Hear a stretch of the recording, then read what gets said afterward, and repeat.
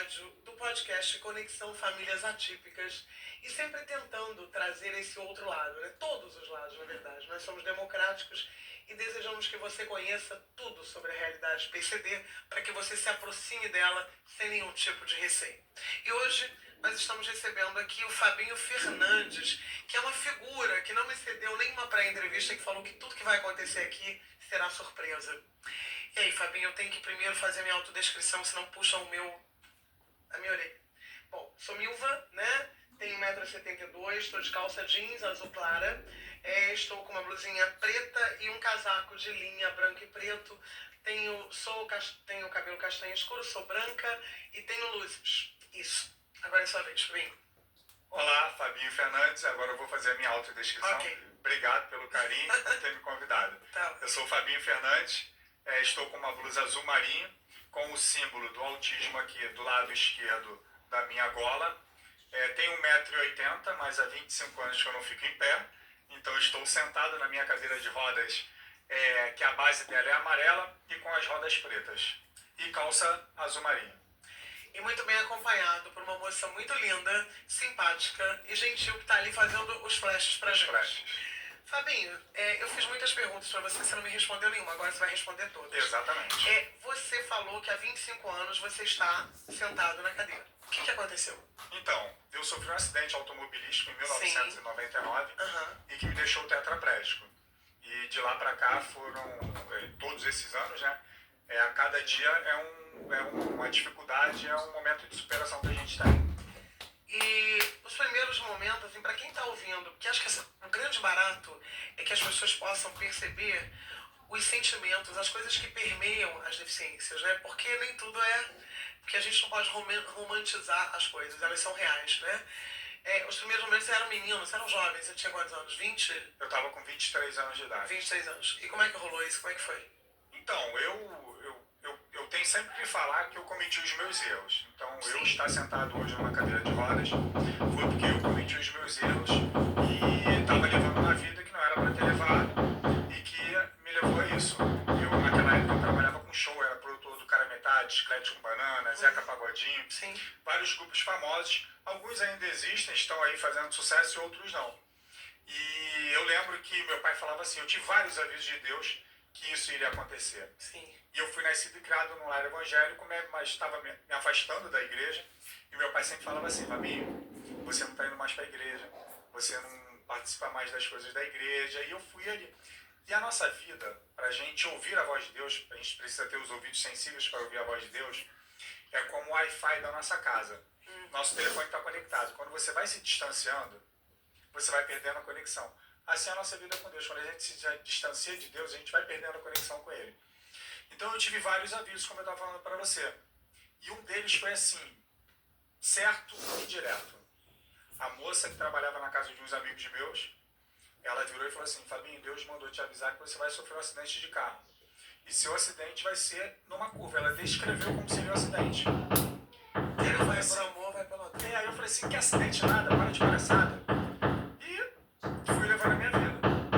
3 meses depois, eu estava voltando do show do Cara Metade e eu lembro que eu estava com muito sono. Nós tínhamos feito 18 shows naquele mês e baixei os vidros do carro, liguei o som alto e fiz uma coisa que eu não poderia ter feito, que era deitar o encosto do banco, que é aquele encosto de cabeça. Então, quando você vai para trás, a cabeça tem que bater naquele encosto ali. E eu baixei um pouco. Então, quando o carro estava na pista do meio da Avenida das Américas, porque eu pensei assim, eu vou parar no Barra Shopping para dar uma descansada, uma dormida. A 200 metros, o carro fez a curva, como ela falou que ia ser, um acidente ia ser numa curva, fez uma curva. Aí bateu na agulha do meio, bateu e foi capotando. Quando ele bateu e foi capotando, o pescoço foi para frente. Quando voltou, não encontrou o encosto de cabeça, eu tive uma lesão medular, que é aqui nível C6, C7. O carro parou de lado e esse braço ficou aqui embaixo da porta. Não quebrou o braço, mas ele ficou embaixo da porta ali. E tinha algumas pessoas que estavam passando no local e elas falaram que eu dei o telefone da minha casa. Eu não lembro de ter dado o telefone da minha casa. Isso foi em 1999. E aí eles ligaram, minha mãe atendeu, avisou meu irmão pegou o carro, foi em direção ao hotel local. E aí perguntou onde é que estava meu braço, eu falei, tá lá para trás, só que estava embaixo da porta. E aí o bombeiro chegou, demorou 1h30 para chegar, menos de 800 metros, cortou o teto do carro, levou para trás, me tirou deitado numa maca e me levou para o hospital. Quando eu cheguei no hospital, que eu estava deitado naquela maca gelada, ainda bem que eu já não sentia mais nada, né? Já estava totalmente tetraplégico.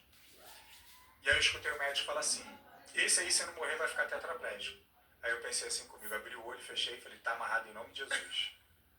É isso. A gente lembra logo de Deus nesse momento de dificuldade, né? E aí eu sei que eu estava com um aro em volta da minha cabeça, esse aro que vocês estão vendo aí nas imagens, aparafusado aqui do lado e aparafusado aqui atrás. E eu deitado na maca, com uma cordinha pendurada aqui, com 4 quilos, puxando o meu pescoço, a minha cabeça para trás, para que as vértebras saíssem de cima da minha medula. Descompressão, exatamente isso. Para eu poder ser levado para a sala de cirurgia. O acidente foi 3h pouca da manhã. Eu cheguei no hospital por volta de 4h pouca, 5 horas da manhã. E aí quando eu acordei de manhã, meu pai, eu não consegui olhar para o lado. Mexeu o olho para o lado, porque eu já não mexia mais nada. E aí o meu pai entrou na minha frente. E eu perguntei onde é que eu estava. Ele disse assim, você não lembra? E eu falei assim, não. Então você deve ter dormido no volante, você sofreu um acidente de carro e você vai precisar usar cadeira de rodas. Mas todo o tempo que você precisar usar cadeira de rodas, eu vou estar com você, eu não vou te abandonar. Aí eu falei, então tá uma maravilha. Mas eu achava, meu, que usar cadeira de rodas era temporário. Ia ser, sei lá, o acidente foi dia 11 de outubro. Ironia, dia do deficiente físico, 11 de outubro. Sim. E eu fico deficiente. Eu achava que no dia 21 de novembro, que é meu aniversário, já anota aí, por favor, tá, meu? Pra você comprar meu presente. De novembro? Pra você comprar meu presente e mandar lá pra casa. Ok. Eu já estaria já andando, já estaria já me divertindo. E aí eu apaguei, dormi, e aí fiquei ali praticamente uma semana no hospital. Fui levado para a sala de cirurgia. E quando eu voltei praticamente morto em cima daquela maca. E o médico virou e falou assim, olha, de hoje teu filho não passa, não tem mais nada que a gente possa fazer por ele. E aí meu pai se colocou, minha família toda evangélica. Muitos foram no coração do homem, mas só a vontade do pai se realiza. Bom, estamos falando com uma pessoa querida, estamos no mesmo bonde. E aí meu pai se pôs de joelho ali, começou a interceder a Deus pela minha vida. Mas ao mesmo tempo que meu pai orava lá fora, eu começava a pedir a Deus para ficar lá dentro. E Deus, ele começou, é como se ele estivesse aqui na minha frente. Comecei a ver a Deus. Sim. E ele começou a relacionar uma série de coisas que eu deveria te fazer. Ele dá o livre-arbítrio pra gente, a gente escolhe o que a gente quer fazer. Só que naquele momento ele falou assim, até agora foi da sua maneira, agora é da minha maneira. Tem muita coisa para você fazer. Tem muito testemunho da sua vida para você dar, tem muita cadeira de rodas para você ajudar a doar, tem muita gente para você visitar no hospital, tem muita gente que precisa ouvir você falar, tem muita palestra para você fazer, tem muito testemunho da sua vida para você dar. E hoje, quando eu olho para a minha vida, eu vejo exatamente o que eu faço hoje. Mas não faço porque houve aquele, vamos dizer assim, um pacto com Deus ali. Sim. Eu entendi, mas na verdade não foi um pacto, mas eu entendi a missão que Deus tinha para a minha vida. E você se é o que eu faço hoje. Conduzir, né? Porque a cada dia baixa o seu cuidado. Então naquele momento ele estava te dizendo, olha, eu tenho algo para você. Exatamente. E você não ficou elaborando, você deixou. Exatamente. O negócio é se abandonar, né? Exatamente. E aí, quando uma pessoa que de repente está vendo a gente, pode estar passando por alguma coisa, porque eu sempre acho que a gente está falando para alguém, que pode estar em algum momento sempre igualzinho, né? Que a gente está vivendo ou já viveu. E só sabe a dor do outro quem sente.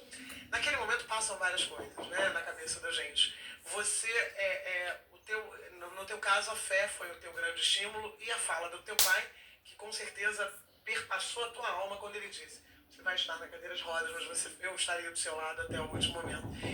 E foi isso que aconteceu. E como entra toda essa reviravolta? A partir de que momento? Como é que começa a surgir? Porque aí eu já quero falar das coisas, né? Eu acho que a gente ficar nessa coisa que, não, a gente vai seguindo. Não, eu acho que, como você falou, a gente sempre está falando para alguém. Isso. Sempre vai falar. Isso. E Deus quer falar de diversas formas. Às vezes usa uma palavra, um podcast. E aqui ele vai usar o podcast, Com tenho certeza. certeza Eu disso. também sei. Ele vai usar esse podcast Sim, para falar com quem está lá do outro lado. sim. E quem estiver lá do outro lado vai ter a vida transformada. Eu tenho certeza disso. Também.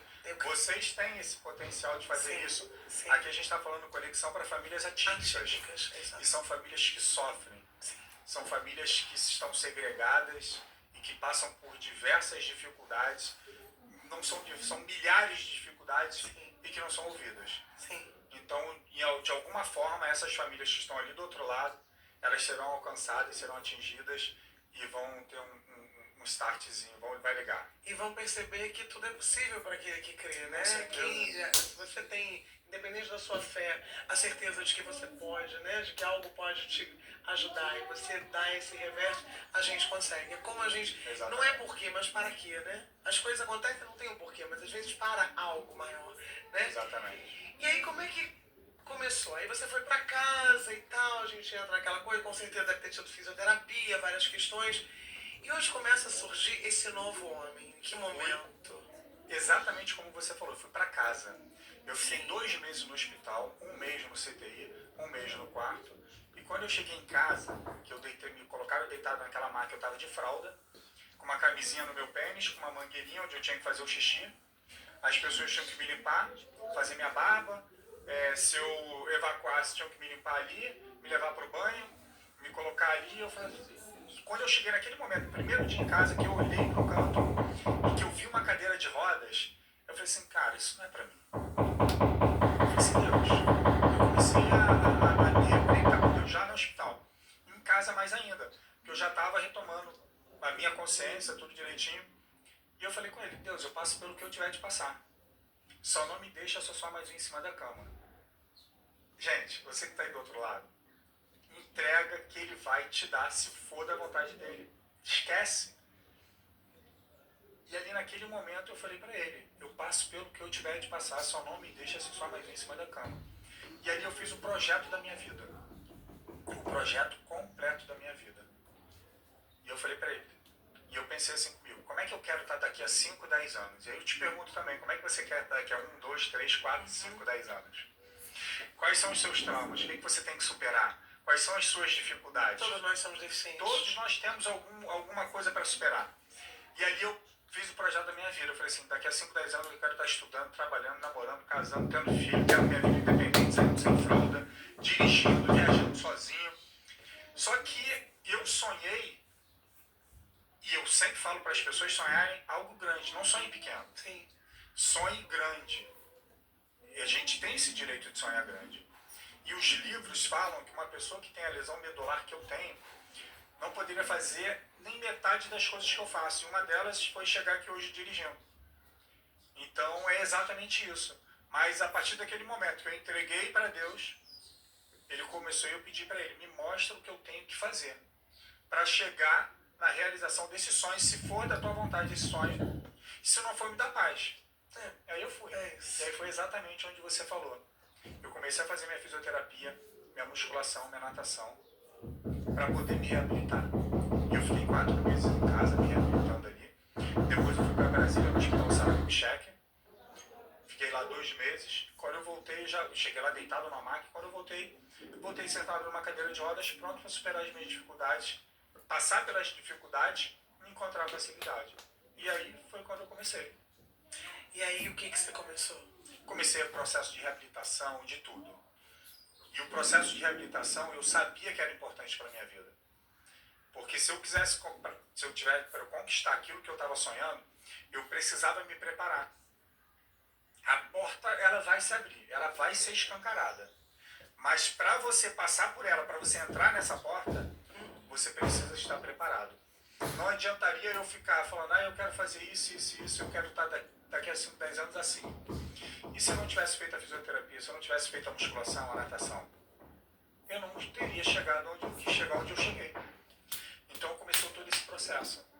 E foi um processo, não foi doloroso, mas foi assim, o tempo ia passando.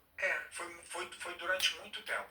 Porque não era rápido, né? Porque os processos profundos, eles não são imediatos, né? Os processos superficiais, eles são imediatos, mas aqueles que vão alcançar e que têm projetos maiores, eles vão lá de dentro, porque é muito trabalho interno, né? Então talvez quem está vivendo aí algum momento de desafio, não pensa que vai ser assim, ó, salário, não, tem que ter muita resiliência, É né? como uma gravidez, né? Prosseguir decididamente, né? E assim, olhando para frente. E aí, você fez coisas assim, inusitadas. Você pulou, você foi o primeiro tetraplégico a saltar de paraquedas sozinho. Mas até aí você fez algumas coisas. Você já praticava esporte antes? Nada. Eu sempre falo que o esporte é o remédio mais elevado que a gente tem para a inclusão da pessoa com deficiência. Então foi quando eu me despertei e falei assim, cara, eu tenho que me reabilitar, eu tenho que praticar esporte, eu tenho que fazer alguma coisa. O homem velho não fazia? Não, nada. Eu só trabalhava. Eu não bebia, não fumava, não me drogava. Mas não trabalhava nada. muito? Só trabalhava. Eu sempre trabalhei. Eu comecei a trabalhar com 13 anos de idade. Então eu sempre trabalhei. Então a minha vida sempre foi trabalho. Eu nunca tinha tirado férias na minha vida. E na época você já era advogado? Não, eu me formei depois do acidente. Ah, você se formou depois? Eu me formei depois. Legal. Tá, e aí vai, conta que eu tô aí querendo saber como é que vai desenrolar. Eu quero ouvir você, eu não tenho muito o que saber, eu quero falar. Aí depois a gente vai chegar em inclusão, em acessibilidade, aquela coisa do lugar comum, né? Eu gosto de sair do lugar Não foi porque quando eu fui em busca da minha reabilitação, da minha fisioterapia, para chegar onde eu queria chegar, eu falei assim pro meu pai, a gente morava na Praça Seca, hoje eu moro no Recreio. Sim. Eu falava assim para ele, eu não tinha mais carro, eu falava para ele assim, pai, você vai me deixar na Barra, eu vou malhar, vou nadar, vou fazer minha fisioterapia e depois eu vou me virar para voltar sozinho. Ele, cara, mas como você vai voltar? Eu falei, pai, esse problema é meu e eu vou resolver ele sozinho. Acabou. Eu não queria passar para os outros uma responsabilidade que era minha. Até porque eu preciso tentar resolver. Se você ficar me levando, me buscando, fazendo as coisas, eu não vou crescer. E eu sempre falo, os nossos problemas, as dificuldades que a gente passa, elas nos levam a lugares incríveis, inesquecíveis, porque elas nos formam, fazem com que a gente cresça. E aí ele me deixou na Barra da Tijuca no primeiro dia. E eu fui com uma cadeira motorizada, não essa cadeira aqui, essa não é motorizada, eu não uso mais a motorizada. E aí eu fiz todo aquele processo de musculação, natação, fisioterapia. E aí vim andando 1,5 km de cadeira de rodas, atravessei a Avenida das Américas, parei em frente ao ponto do Barra Shopping. E aí parei lá e fiquei esperando o ônibus adaptado. E eu nunca tinha me tocado nisso. A gente só se depara com essas situações quando a gente convive com alguém que tem deficiência. E eu falei assim, cara, todos os ônibus passando, como é que a cadeira entra? Eu falei, gente, não tem ônibus que dê pra cadeira entrar, nem falava a palavra adaptado, não tem ônibus que a cadeira entre. Eu falei assim, cara, eu vou entrar no estacionamento aqui, vou entrar no Barra Shopping. Como eu conheço muita gente, de repente eu vou encontrar alguém que vai me dar uma carona, mas não vou ligar pro meu pai, não. Tá doido que eu vou ligar pro meu pai. Todo orgulhoso, né? Aí, quando eu tô entrando no estacionamento, eu vi uma placa assim, escrito Cascadura. Aí cheguei perto do motorista e falei, irmão, é aquele ponto de van. Irmão, essa van vai pra Cascadura? O cara, vai. Tipo assim, me olhou, tipo, vou ter que levar esse cara. Aí eu falei assim, passa pela Praça Seca? O cara, passa. Tu me leva? Ele, levo, como? Eu falei, cara, é simples. Tu vai passar esse braço aí embaixo da minha perna aqui, esse você vai botar por trás, eu vou botar esse por cima de você. Tu não pode se apaixonar porque eu sou cheiroso. Aí quebrei o cara, ele já começou a rir. Sim. E tu vai me botar no banco da frente, vai fechar minha cadeira, eu vou te pagar 3 passagens, tu vai me levar. Ele, só isso? Eu falei, Fez isso durante 5 anos da minha vida. E quando eu tava chegando em casa... Você coloca o pé, tem os anjos, né? Que aparecem do nada. Meu Deus, ele une pessoas com propósito. propósito. É muito... E aí quando eu tô chegando em casa, eu liguei pro meu pai. Aí meu pai, posso te buscar? Eu falei assim, não, vai pra esquina que eu tô chegando. Aí ele, como você tá chegando? Eu falei assim, vai pra esquina que você vai ver. Aí quando ele chegou na esquina, ele viu um marmanjo pegando o filho dele no colo, como se estivesse levando pra lua de mel, botando na cadeira. E aí naquele momento foi um momento assim muito decisivo pro meu pai, porque as pessoas viravam pra ele e falavam assim, acabou a vida do teu filho, acabou a vida do Fabinho, ele vai precisar de psicólogo, de terapeuta, de tudo. E eu não condeno quem precisa disso. No meu caso eu não precisei. Eu tive 5 segundos de depressão. Mas naquele momento eu pude dar orgulho pro meu pai. E aí, para quem está escutando, para quem está assistindo a gente, qual orgulho você tem dado para os seus pais? Ou para quem cria você? Ou para quem é pai, para quem é mãe? Qual exemplo você tem sido para os seus filhos? Sim. Meu pai sempre foi e sempre será um exemplo para mim. Vai fazer 80 anos agora, dia 28 de julho. Minha mãe também, vocês sempre foram um exemplo. E ali naquele momento foi decisivo.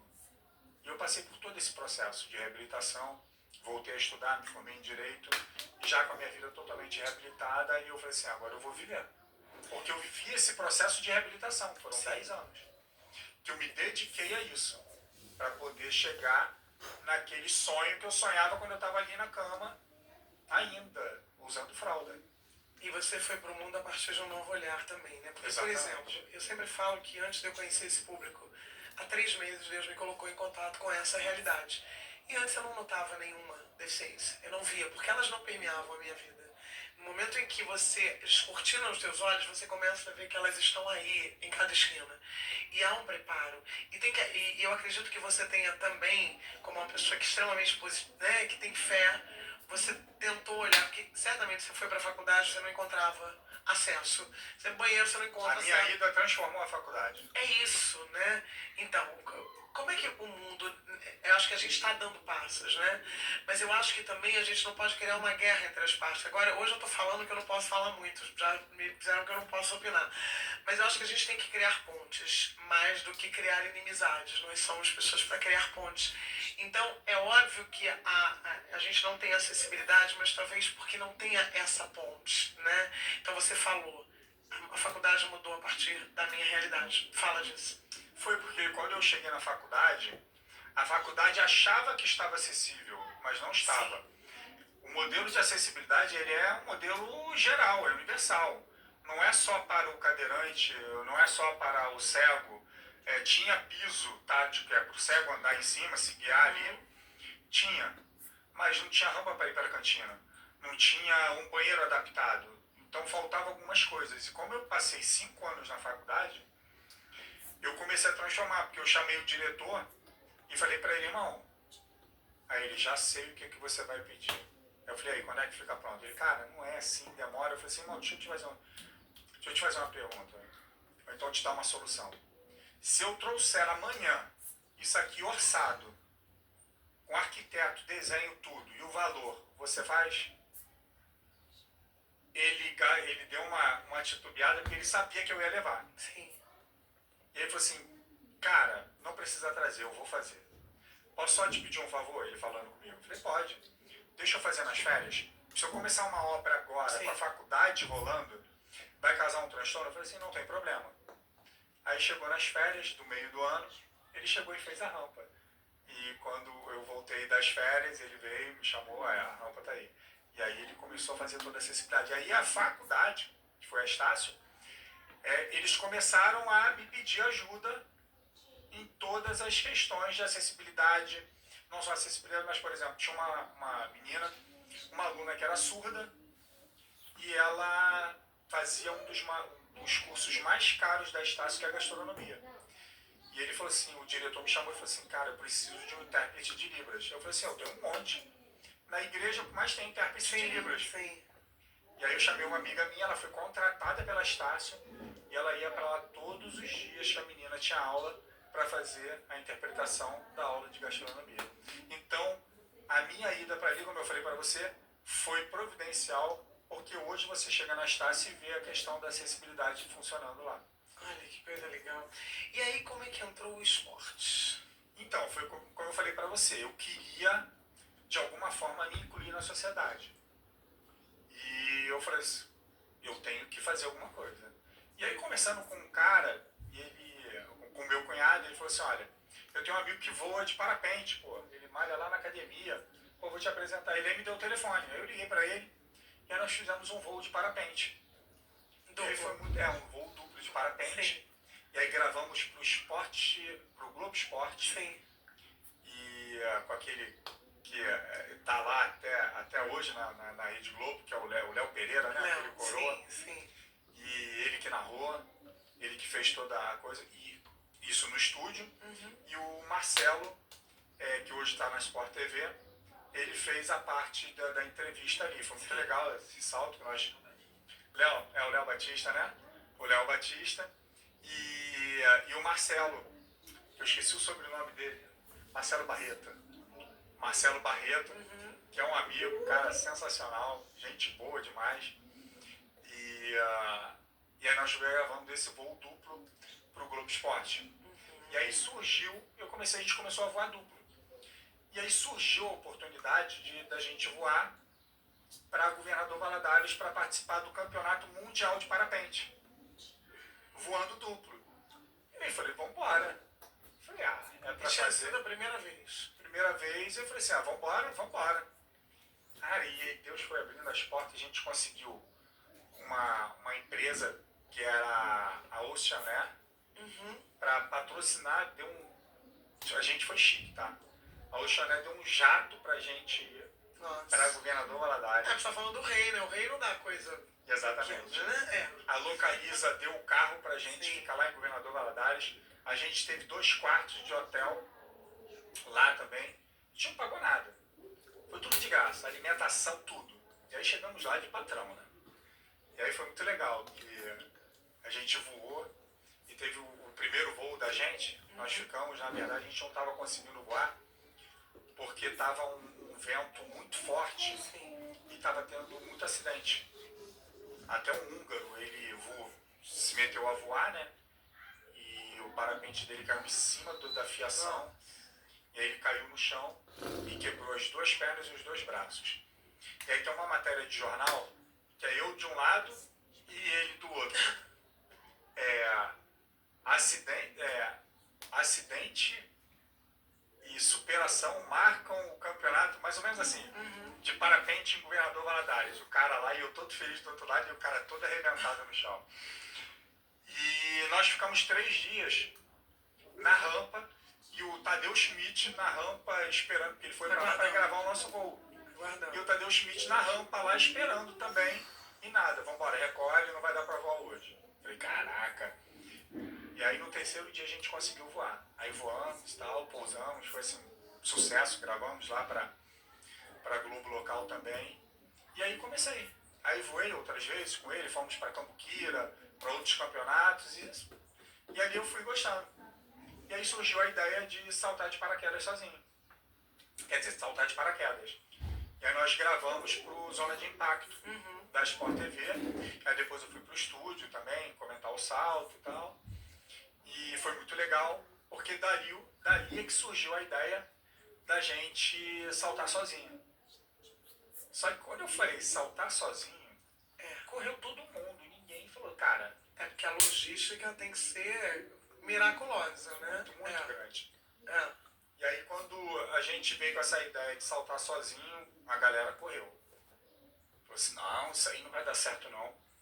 E quem filmou o nosso salto foi o Sabiá. O salto Aquele cara do é fantástico. Ele é fantástico, Sim, ele é sensacional. Sim. Mas aí eu fui treinando para poder saltar sozinho, porque eu precisava. Porque quando eu estava ainda caminhando na reabilitação, esse braço aqui, quando eu botava ele aqui, quando eu levantava, ele caía aqui e eu tinha que vir com esse para botar para frente. Eu não fecho as mãos. Para poder pegar a caneca aqui, eu tenho que encaixar ela. A questão aqui. da pinça, né? Eu não tenho movimento de pinça. Então, encaixar aqui para poder pegar. Sim. Então, e esse braço, quando eu botava ele aqui, eu não conseguia fazer isso. Você não tinha Então, eu tinha que fazer a minha reabilitação. Então, eu fui fazendo a minha reabilitação e me preparando, como eu sempre falo. Tem que ter o preparo. Você tem que se preparar para quando a oportunidade chegar, você poder passar. Você abraçar. E aí um dia eu estava na fisioterapia, uma amiga minha, uma estagiária de fisioterapia, ela era dançarina de um grupo de pagode, e ela falou assim, cara, eu conheço o produtor do Faustão, o diretor lá, que é o Henrique Matias. Eu vou falar desse negócio que você quer fazer aí. Eu falei, tá, beleza. Aí do nada, uma semana depois, meu telefone toca, era o cara lá da Globo me ligando, marcando uma reunião para eu ir lá. Eu falei, meu Deus, não tô acreditando, cara. E aí quando eu cheguei lá, o cara falou, cara, me conta essa história aí, essa loucura que tu quer fazer. Aí eu falei pra ele, olha, eu quero fazer um salto de paraquedas sozinho, mas eu todo pauso, eu preciso de 2 helicópteros, disso. Comecei a descrever como seria a matéria, como seria o salto, porque eu ficava assistindo na televisão como eram os saltos. Sim.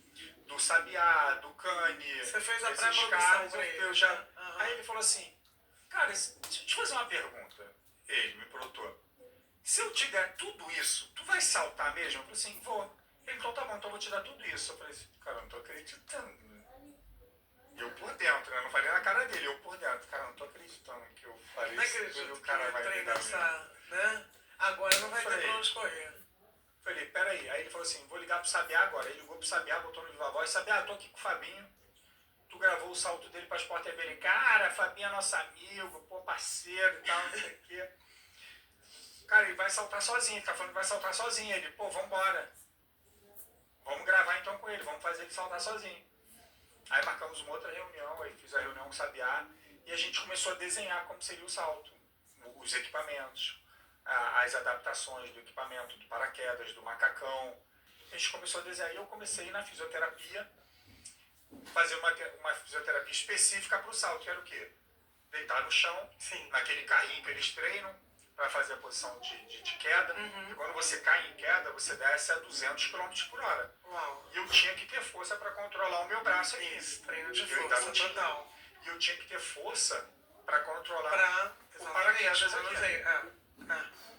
E aí eles desceram o batoquezinho do paraquedas, que é bem no alto, eles desceram mais aqui para poder ter mais controle. Sim. Fizemos uma abertura no macacão aqui na parte do joelho, dos dois lados, para o ar entrar e jogar minhas pernas para trás. Aqui tinha um equipamento que a gente desenvolveu e que tinha uma cordinha que vinha aqui para a perna também, e que quando eu estivesse em voo já, eu ia mexendo aqui e a perna ia recolhendo para ficar como se eu estivesse nessa posição aqui de sentado. Só que eu nem utilizei isso. E aí saímos do voo, fomos para Cabo Frio para fazer esse salto. Depois estava tudo pronto. E aí fomos para Cabo Frio, chegamos lá no dia anterior, dormimos lá, tomamos um café, eu tomei um café da manhã bem assim, tranquilo, para não me dar nervoso, para não me sentir pesado, só um suquinho e um pãozinho ali, uma fruta. E aí fomos, a prefeitura de Cabo Frio deixou um hangar inteiro do aeroporto lá, que tem um aeroporto em Cabo Frio, para a nossa equipe, né, para a gente chegar com os carros e tudo, produção, todo mundo. E aí eles eu fiz um salto duplo primeiro, para pegar aquele fôlego e tal. E aí pousamos na praia. E depois, à tarde, um outro paraquedista saltou com o meu equipamento, com o meu macacão, com o meu paraquedas, para fazer o teste. Sim. E aí, no fim da tarde, foi o grande salto da gente. Aí fomos. Aí o avião subiu a 4.500 metros. E eu tava lá dentro, assim, já apreensivo, respirando. Foi um êxtase, né? Cara, foi sensacional. É uma sensação indescritível. Acho que pra qualquer pessoa. É uma sensação indescritível, é uma sensação, Sim. assim, incrível, porque eu sabia que era uma coisa única. Sim. Que em quase 8 bilhões de habitantes na Terra, ninguém tinha feito, eu que estava fazendo. Então eu tinha uma responsabilidade com isso. Sim. Então o que nós acordamos em solo era o que eu tinha que executar no ar.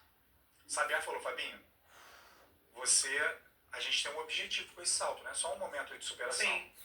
Você vai ser a única pessoa no mundo que vai fazer isso. Vai ser referência, né? Então, vamos combinar o que você tem que fazer. Você tem que saltar, você vai entrar naquele avião, ele sabe que eu sou brincalhão, né?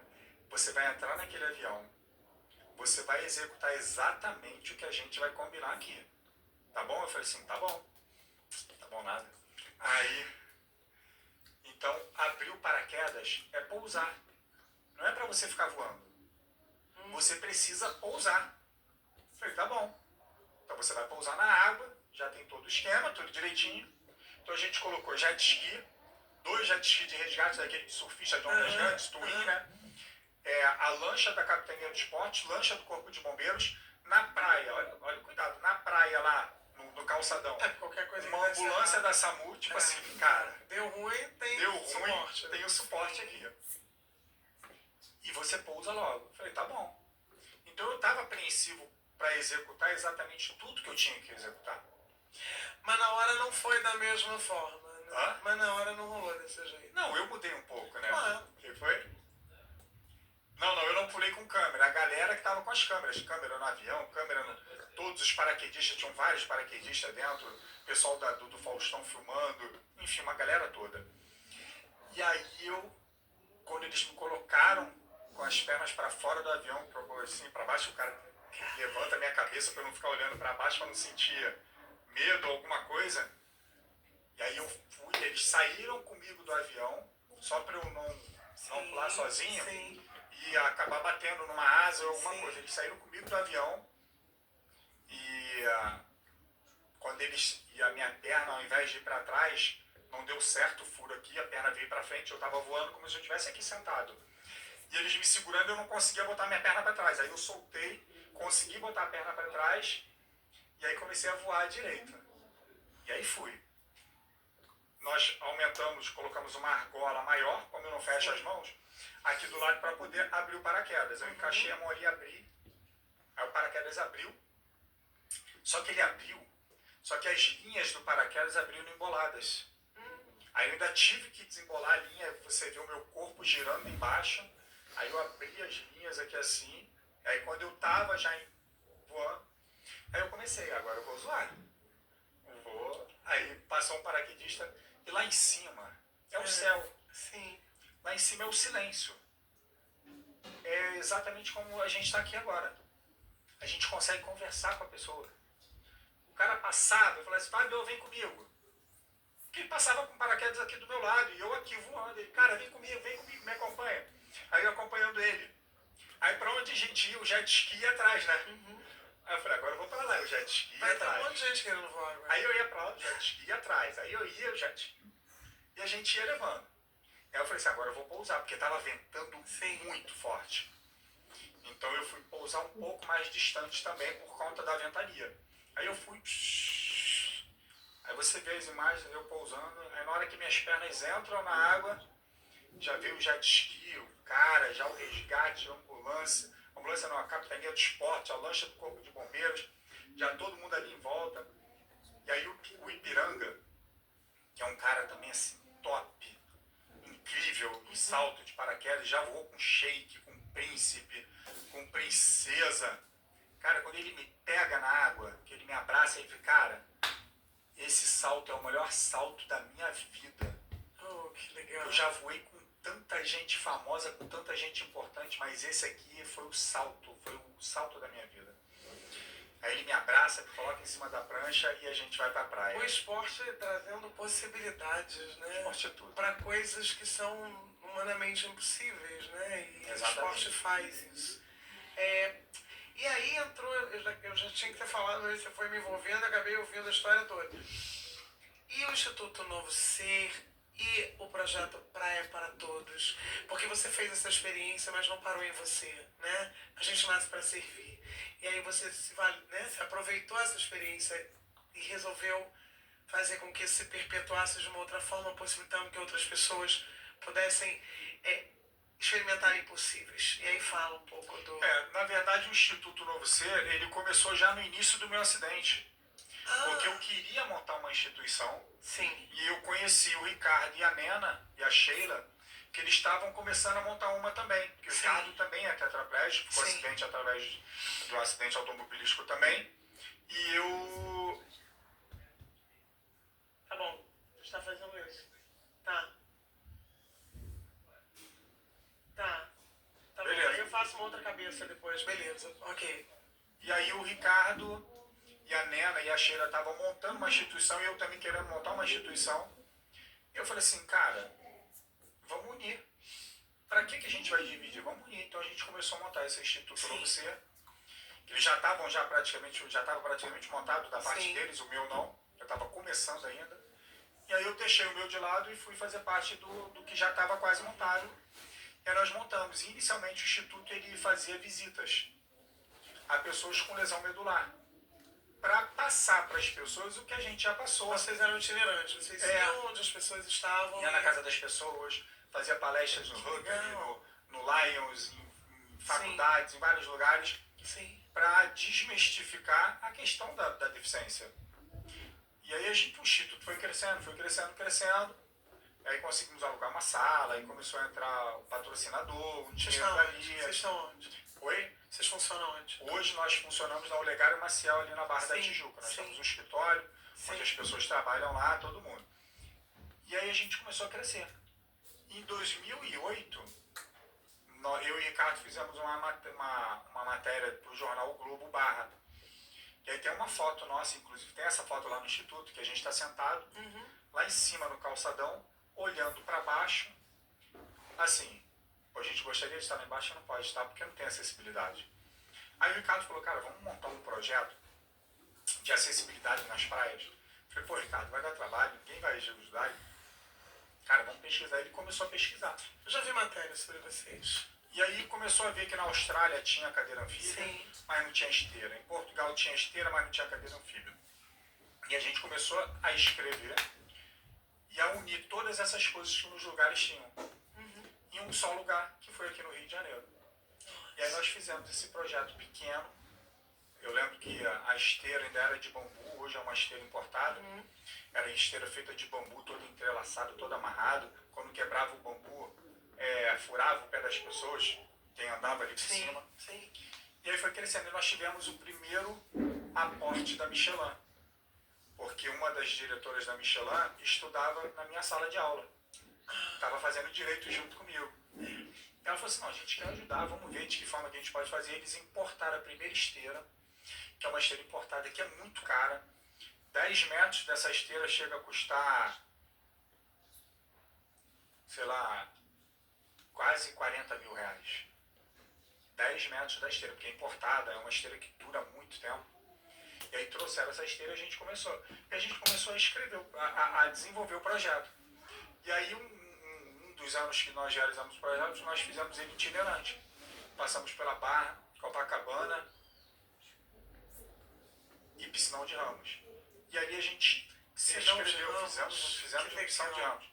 E aí nós chegamos à conclusão que na Barra seria o melhor local para colocar o projeto por conta da acessibilidade. E aí começamos a fazer o projeto todo verão, sempre de dezembro a abril, a realizar o projeto. E o projeto veio crescendo, de uma tenda pequena, passamos para as 2, depois 3, 4 tendas, várias cadeiras anfíbias.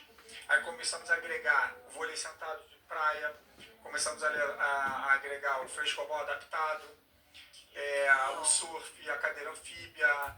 Nós montamos um clube a céu aberto. E a partir dali foi embora. E aí isso tem patrocínio, isso, as pessoas para participarem, isso é cobrado, como é que funciona isso? É gratuito, todo mundo pode participar, quem quiser participar de forma gratuita. Você vai chegar lá no momento, é feito um cadastro. Se alguma instituição quiser levar um grupo de pessoas com deficiência, pode levar, não tem problema. Mas a gente manda o cadastro antes para não chegar lá 20 pessoas com deficiência ao mesmo tempo. Para não ter aquela fila no cadastro, a gente pede para fazer o cadastro antes e aí eles vão para lá. E sempre, todo sábado e domingo, de 9 às 14, e nós temos profissionais de educação física, fisioterapia e terapia ocupacional que trabalham com a gente no projeto. Então tem uma multidisciplinaridade ainda inserida dentro desse contexto. Tem uma galera que trabalha com a gente lá. E a proposta no mar é só colocar essas pessoas para terem contato com o mar ou tem outras coisas que são desenvolvidas? Não, como eu falei, o vôlei sentado, o frescobol adaptado, o surf, tudo isso. Sim. Mas o que mais é legal ali é a troca. Porque cada dia que a gente coloca o projeto lá, chega alguma pessoa nova. Uma pessoa que há anos não tinha entrado no mar. Uma pessoa que estava em depressão dentro de casa. E que começa a participar do projeto e tem a vida transformada. Então, o objetivo do projeto tem sido alcançado, que é a transformação de vidas. É a inclusão social e a transformação de vidas. Porque a inclusão ela vai muito mais do aspecto assim, né, de físico, de ter lugares adaptados, mas assim, de ter companhia, né, de ter pessoas que talvez compreendam as tuas dores, os teus desafios, né, a tua nova forma de ter que ver e de reler o mundo, né, porque muda, é de um outro lugar, né? e de descobrir que isso é possível. Né? Exatamente. E surgem namoros, pessoas começam a surge tudo, amizades, se relacionar. namoros. Nossa, por exemplo, o Ricardo, que é o diretor da ONG, ele conheceu a Marcinha lá e casou. Um dos meninos que trabalham lá, o Rodrigo, ele conheceu a esposa dele lá e casou. Eu fui padrinho de casamento dele.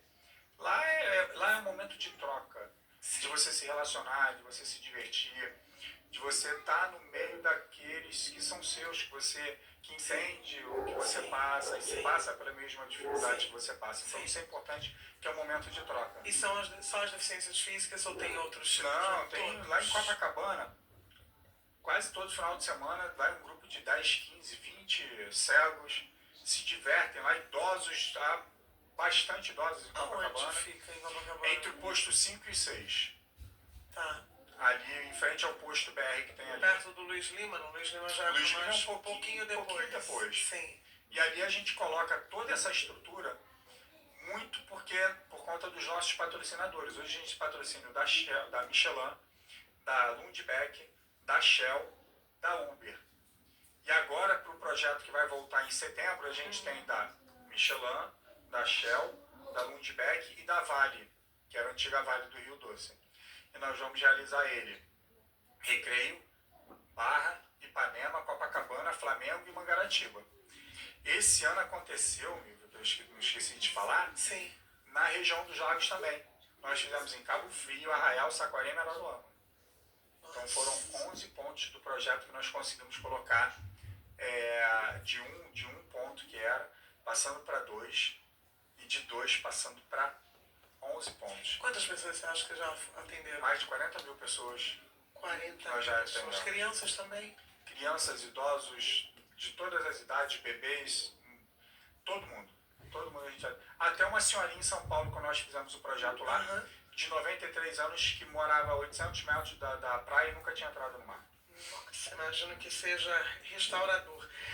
A gente falou sobre inclusão, né? Outro dia eu ouvi uma pessoa, um deficiente físico, e ele disse que o mundo fala muito de inclusão, mas que na prática essa inclusão é muito mais uma prestação de serviço para ser politicamente correto do que efetivamente incluir. Como é que você vê isso, Fábio? Como assim? A prestação de serviço em que sentido? Sim, tipo assim, é pra justificar alguma fala, né? Ah, não, a gente realmente se preocupa, a gente tem empatia, a gente está fazendo, a gente está preocupado em incluir. Você acha que isso acontece de fato? Nós já avançamos muito na questão da acessibilidade. Nós temos uma lei hoje, que é o Decreto Federal da Pessoa com Deficiência, que é a Lei 13.146, que ela fala sobre todos os direitos da pessoa com deficiência. Todos os direitos. Ela fala sobre a saúde, sobre a educação, sobre o transporte, sobre a acessibilidade. E a aplicabilidade disso funciona? Sobre tudo. O único problema é que essa lei ela não é cumprida. Ela, na prática, ela não acontece. Então, por exemplo, eu cheguei aqui hoje, quando eu estacionei, a rampa que me leva ao elevador é uma rampa íngreme. E que eu sozinho não consigo subir nem descer. Hoje eu vim de um café da manhã em uma casa de festa muito famosa em Jacarepaguá, e que tinham lá mais de 200, 300 pessoas. E quando eu fui precisar utilizar o banheiro, um banheiro enorme, mas tinha uma rampa íngreme com um degrau. Tinha rampinha muito pequenininha, íngreme, e lá embaixo ainda tinha um degrau. E você vê uma casa de festa muito famosa, com essa falta de acessibilidade. As pessoas elas não olham, quando vão fazer acessibilidade, elas não olham as normas, os decretos que existem para que você faça acessibilidade. Eu não estou falando mal dos arquitetos, mas a pessoa que fez uma obra lá, a pessoa que fez a parte da arquitetura daquela casa de festa, será que ela não viu aquilo ali? Será que ela não pegou o livro, abriu e falou assim, cara, uma rampa para ser feita tem que ser assim, assim, assado? É muito fácil. Você acha que falta de informação, de formação, né? Não, é formação, porque a informação existe. Sim. O problema é que as pessoas não vão buscar. Eu acho que elas acham que já sabem de tudo e que já se formaram e que vão fazer. Mas o que a gente precisa é a aplicação da lei de fato. tem que ter a fiscalização. Isso acontece nos restaurantes, nos shoppings. Você já chegou no restaurante e aí entrou um fiscal e começou a relacionar se tinha piso tátil, se tinha banheiro adaptado? Não. Mas provavelmente você viu um fiscal entrando para vigilância sanitária aí na cozinha. Sim. Isso tem. Sim. Agora, para acessibilidade não tem. Infelizmente. Então a gente avança em leis, a gente avança em algumas coisas que já foram acessíveis, mas a gente não avança no máximo que a gente precisa. Sim. E aí, para quem está nos vendo, você falou que você tinha vários sonhos, né? A sua formação é ajudar outras pessoas, mediar eu acho que essa função missionária mesmo, né? Agora, você disse também que você queria casar, ter filhos. Casar é fácil. Não, mas calma. E aí eu queria que você falasse, porque isso é uma dúvida minha, eu acredito que de todo mundo. Como é a vida de uma pessoa que tem, por exemplo, que é um tetraplégico? Como é que é a questão da sexualidade, namoro? Acho que é legal, você falou que a gente podia falar de tudo. Podemos falar de tudo, claro, com certeza. E aí, pra que isso é também um mito. As pessoas acham que o deficiente físico não pode ter uma relação sexual, elas acham que o deficiente físico não pode ter filho, e na verdade não é isso. Você pode ter, é óbvio, que diferente de uma pessoa que anda, entendeu? Mas aquilo que você faz, de repente você faz deitado, eu faço sentado. Sim. E às vezes até melhor. Sim. Então, é você desenvolver com a sua parceira, ou então com o seu parceiro, se for mulher, ali a sua relação. Sim. E quando você encontra essa parceira que entende que é de uma outra forma, tudo flui normalmente. Se você encontrar alguém que não entende como é, que não tem, não vai fluir. Então você vai trocar e, enfim, você vai encontrar alguém. Mas é você saber desenvolver junto com a sua parceira dentro das suas dificuldades ou daquilo que você tem ali para fazer, e a pessoa aceitar, a pessoa entender isso. Não é a pessoa aceitar, mas a pessoa entender isso. E tudo flui normal. Então, para você que acha que a sua vida foi determinante, né, do que aconteceu com você, ou se você já nasceu com algum tipo de limite, não existem limites, né? Tudo é uma questão de determinação em fazer, em adaptar, em abrir os olhos, né, e perceber que existem outras nuances, né? A vida está sempre dando uma nova oportunidade pra gente. E o que você ainda quer fazer, Fábio? Viver, ser feliz, curtir a vida, continuar ajudando as pessoas, porque essa é a missão, quando eu entendi, quando eu estava no hospital, é cumprir a missão que Deus me deu. E isso eu vou cumprir a qualquer custo. E a sua fé hoje, como é que tá? A minha fé é inabalável. Eu tenho fé ainda que, na verdade, você perguntou do sonho, o meu sonho mesmo, que hoje eu tenho para minha vida, é voltar a andar. E tem gente que não acredita que eu possa voltar a andar. Mas a minha fé e o Deus que eu sirvo, com certeza, eu sei que Ele pode mudar toda e qualquer situação. Então, se eu posso falar de algum outro sonho que eu tenho, é voltar a andar. E o trabalho das instituições, o trabalho de pessoas que estão aí na contraproposta, ou que eu não acho que estejam na contraproposta, eu acho que elas estão caminhando ao lado e de formas diferentes. Mas eu não acho que as instituições elas não sejam aliadas dos órgãos públicos, do setor público, pelo contrário, elas estão aí para somar forças. Aí eu queria que você falasse sobre o trabalho das instituições, porque a gente está aqui, né? Esse podcast é da FIBEX e são muitas instituições envolvidas. Eu queria que você falasse um pouco da sua percepção sobre isso. Então, na verdade, as instituições, elas fazem o papel do governo. Elas suprem essa lacuna que o governo deixa aberta. Sim. Na verdade, hoje o Instituto Novo Ser, ele promove a acessibilidade nas praias. Mas quem tinha que fazer? O governo. Sim. Quem tinha que fazer a obra? Quem tinha que fazer a rampa? Quem tinha que disponibilizar todos os equipamentos? É o governo. Então o Instituto Novo Ser hoje faz. Assim como as instituições que são ligadas à FEBEX é que fazem. Então tem instituição que cuida do autismo, tem instituição que cuida da pessoa com deficiência do cadeirante, tem instituição que cuida da pessoa que tem paralisia cerebral, e assim vai por todas as deficiências. E hoje, realmente, as instituições salvam esse vácuo que o governo deixa aberto. E ainda assim não são abastecidas pelo governo da forma que deveria. Cara, se eu tenho aqui que executar uma demanda e eu não tenho como executar, e eu vejo uma instituição querendo fazer, eu tenho que chegar e fazer uma parceria com essa instituição. Cara, vem cá, como é que é? Posso destinar uma verba para cá, eu posso fazer isso, posso fazer aquilo, vamos embora. Quanto é? Na verdade é um custo, é um trabalho enorme para uma instituição conseguir um recurso público.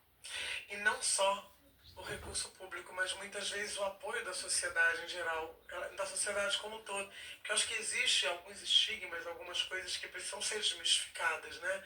Quando você olha alguma instituição pedindo um apoio, né, um incentivo, isso não acontece. Como é que a gente muda isso, Fábio? Isso é tão intuitivo, assim, divulgando mais, porque eu não conhecia o trabalho dessas instituições. Não, mas são com os governantes. Infelizmente, a gente coloca pessoas lá dentro e que não tem esse olhar diferenciado para a demanda que já existe, para as pessoas que estão ali. Sim. Eu costumo falar o seguinte: se tiver uma pessoa com deficiência aqui, o governador, o prefeito, seja lá quem for passar, vai fazer assim, ó, e vai voltar. Agora, se tiverem 30, 40 ali, eles vão fazer assim. Eita, de onde saiu essa galera? Tem gente. Então, as pessoas com deficiência também precisam ir para a rua para reivindicar os seus direitos. Mas só que a maioria quer ficar em casa. A maioria, não vou, deixa fulano, vamos embora. Para você ver, nós realizávamos em Copacabana, no Instituto Novo Ser, uma passeata chamada Superação Rio. A gente colocava um trio elétrico de 21 metros de comprimento. Nós construímos um elevador na lateral do trio para levar os cadeirantes para cima. Nós já tivemos vários artistas que iam para lá. Inclusive, essa passeata apareceu na novela Viver a Vida, que foi a novela que a Aline Moraes ficou cadeirante. Então a gente gravou um capítulo com ela no Praia para Todos. Nós colocamos no primeiro ano 10 mil pessoas. E depois foi caindo. A última, 300 pessoas. Uma oportunidade que a gente tem de reivindicar os nossos direitos, de cobrar e de mostrar que a gente existe, de mostrar que as pessoas com deficiência estavam ali. A galera, não vou ficar em casa, não vou, começou a murchar e a passeata parou. Agora a gente tem duas realidades. As pessoas que estão dentro de uma classe social com alguns acessos mais, né? Como é que eu posso te dizer? Não mais fácil, mas situações um pouco melhores do que algumas pessoas com uma realidade socioeconômica bem menos favorecida. Isso muda muito, né? Muda bastante. Mas existe, você acha que aí eu acho que seria legal você conclamar as pessoas, né, falar com elas. Essas pessoas que de repente estão ali dentro das comunidades, dentro desses lugares, existem lugares como o seu e como outras instituições que estão aí de portas abertas, mas essas pessoas se deixam neutralizar, talvez por uma situação, né, no geral, não muito favorável. E aí, como é que você acha que reverte isso? Como é que Mas as instituições estão em todos os lugares. Isso. Dentro das comunidades, fora das comunidades, elas estão ali. Muitas pessoas aqui também não vão.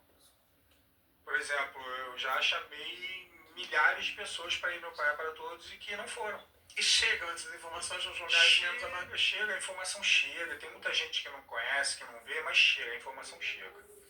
Você acha que aí Tem gente que mais... não viu, ou porque não viu televisão, ou porque não viu um WhatsApp, ou porque não viu um Instagram, porque nós estamos em todos os meios de comunicação. A informação chega. Pode ser que para algumas pessoas, para muitas pessoas não tenha chegado, mas para a sua grande maioria chega. Tanto é que eu já pergunto na rua assim, você já viu Praia para Todos? Cara, já vi. Aí eu falei assim, por que tu não levou teu filho lá? Não sei. Eu falei, cara, já tem informação. Tá vendo que dá para levar, será um ônibus na porta, um BRT, alguma coisa que faz, que pode proporcionar isso e a pessoa não leva. Aí eu penso assim, cara, a gente também tem que olhar o seguinte, as dificuldades que eles passam dentro de casa. É isso. Como é que é o dia a dia dessa pessoa? Se neutraliza. Aí acaba as famílias atípicas, elas passam por umas dificuldades que são surreais. Eu sempre falo, se A maioria das pessoas com deficiência tivesse a vida que eu tenho, eu não sou rico. Sim. Não tenho, não sou, minha família não é Sim, milionária, nada sim, disso, mas a gente tem sim. uma tranquilidade. Sim, Eu cheguei aqui com meu carro, tudo, tem minha Sim. cadeira de rodas. sim. Se as pessoas com deficiência tivessem pelo menos o mínimo do que eu tenho, aí elas teriam uma vida muito mais tranquila. E aí isso aí vai muito além, a gente não tem como Não tem como. alterar, mas a gente tem como continuar prosseguindo, né? Fazendo Exatamente. aquilo que cabe a nós. E aí eu sempre peço para que as pessoas concluam o podcast deixando uma mensagem, seja ela qual for. E eu quero, não sei se eu deixei de falar alguma coisa, eu teria uma coisa que eu tô aprendendo, né? E eu acho que esse é o grande barato, é você dizer que a gente desconhece a maior parte das coisas. Existe alguma coisa que te incomoda profundamente que alguém faça? Porque muitas vezes eu, como uma pessoa que não tenho, não estou dentro desse nicho PCD, né? Estou agora como apenas uma mediadora, mas né, não tenho esse problema, mas tenho outros problemas, né? E aí às vezes eu não sei como falar, como lidar, o que eu chamo, o que eu falo, o que eu posso dizer. E aí para as pessoas que de repente querem se aproximar de uma pessoa, né, com deficiência e que ficam temerosas de falar alguma coisa que não agrade, o que realmente incomoda numa aproximação? O que me incomoda mesmo, que você perguntar, uma coisa que te incomoda, já Sim. veio logo na minha cabeça. O que me incomoda que me deixa muito chateado, muito revoltado, é ver pessoas parando em vagas de deficiente.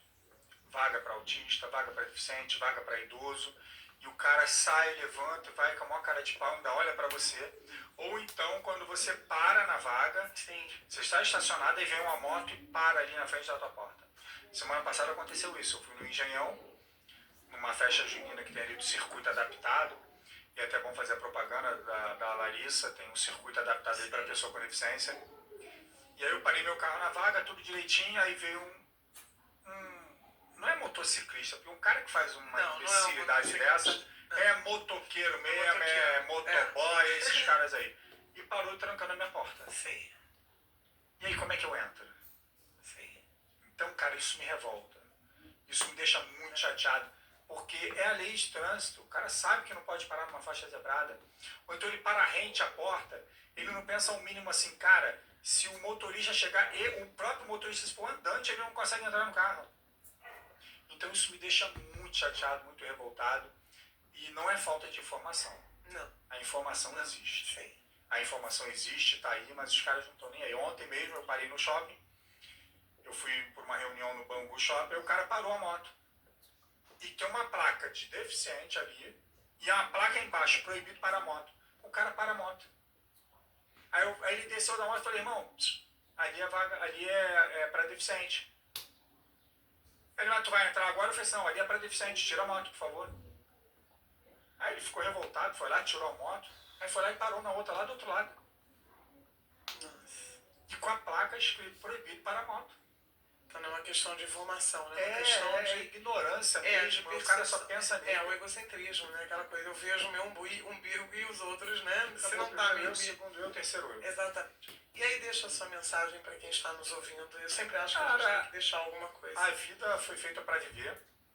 E eu gosto muito assim de encerrar. Eu falo que Deus me leva a lugares em cima dessa cadeira de rodas. Sim. E que as minhas pernas jamais me levariam. Onde as suas pernas estão te levando? Mas principalmente, aonde os teus pensamentos estão te levando. Sim. Isso é que é importante. Você parar e pensar. O que eu estou fazendo da minha vida? Quais têm sido as minhas escolhas? As nossas escolhas nos definem. Hoje, eu escolho quem vai estar do meu lado. Hoje, eu escolho quem vai andar comigo. Hoje, eu escolho com quem eu vou falar e com quem eu vou conversar. Com quem eu vou fazer negócio. Eu não vou deixar qualquer um ou qualquer uma parar do meu lado e andar comigo. Hoje eu consigo fazer essa distinção e essa seleção. Quem tem andado contigo? Onde essas pessoas estão te levando? Mas principalmente, qual a mudança que você tem feito na vida de quem está do teu lado? E qual a sua missão? Cumpra a sua missão, que eu tenho certeza que Albert Einstein dizia. O ser humano vai encontrar a verdadeira felicidade quando descobrir o prazer de servir. E vamos servir. É isso, gente. Esse foi mais um episódio do podcast Conexão Famílias Atípicas e mais uma possibilidade para você refletir a partir da sua deficiência, seja ela qual for, né, do seu limite, de que não existem limites quando há abertura do coração, quando há uma predisposição e usar aquilo que joga contra você a favor dos outros, né? Porque com certeza a sua dor, ela serve para aliviar a dor de outros, muitas vezes. E o grande problema é que a gente acaba parando nos nossos limites. Mas os nossos limites não são para nos parar, e sim para nos forjar, né? E perceber aquilo que a gente traz efetivamente dentro de nós. Se essas coisas forem legais, com certeza você vai transformar a tua dor em ação, em amor, em ajuda, em auxílio. E esse é o objetivo da FIBEX, esse é o objetivo do Conexão Famílias Atípicas, é fazer com que você, junto conosco, descubra um novo caminho de prestação de serviço, de doação, de compaixão, de percepção de um mundo novo que se apresenta diante de nós. Até o próximo episódio. Se você gostou do nosso capítulo, você curte, compartilha e ativa os sininhos, tá bom? Muito obrigada e até o próximo. Foi? Foi. Fechou?